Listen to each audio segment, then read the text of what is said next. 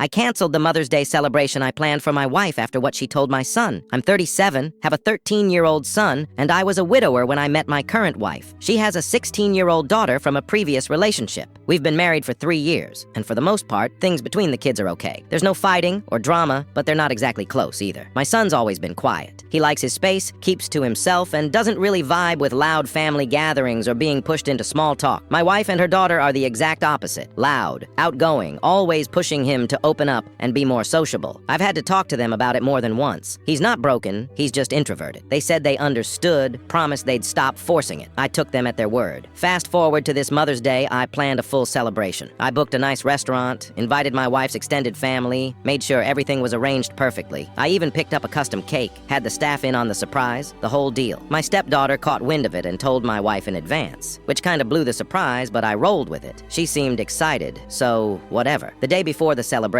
I got off work early and stopped by the house to grab something before heading out to finalize the restaurant stuff. I had my keys and came through the front door quietly. That's when I heard my wife and stepdaughter in the living room. My son was there too, and they were talking about the dinner. I didn't mean to eavesdrop at first, but then I caught my wife asking my son to convince me to let him stay home from the dinner. She said his socially inept, introverted attitude would make her family uncomfortable and ruin the mood. He told her he'd be on his best behavior, said he'd try to talk and be friendly, but she didn't budge. She just kept saying it wasn't believable. Then came the part that made my blood boil. She said, "Technically, I'm not even your mom, so I don't get why you're trying so hard to be involved anyway." Her daughter laughed and said something nasty, but I was too focused on my son's face. He didn't say anything after that, just stared at the floor. Then they noticed me. I stepped into the room, told both kids to go upstairs. Then I looked at my wife and told her the celebration was off, not postponed, canceled. She immediately started questioning me, asking what I meant, why, what she was supposed to tell her family. I laid it out, word for word, what I heard, how she humiliated my son in our own house. She tried to spin it, claimed I only heard part of the conversation, said she didn't mean it like that. I told her I heard enough and I wasn't going to argue with her. She lost her mind, screaming that I was making a huge mistake and ruining her Mother's Day. I walked away and went straight to the restaurant to cancel the reservation. She kept going, storming around the house, slamming doors, accusing me of choosing sides. I didn't even respond. That night, she packed a bag, grabbed her daughter, and left to go stay with her parents. Next morning, radio silence. No calls, no texts, not even a message to ask how the kid she just verbally trashed was doing. Nothing. My son didn't say much either. I just sat down beside him, asked if he was okay. He gave a shrug, that quiet kind of heartbreak you don't need words to recognize. I told him I was proud of him, and that I'd always have his back. He nodded and said thanks. That was enough. Later that week, my wife's family started calling. One of her cousins messaged me saying I overreacted.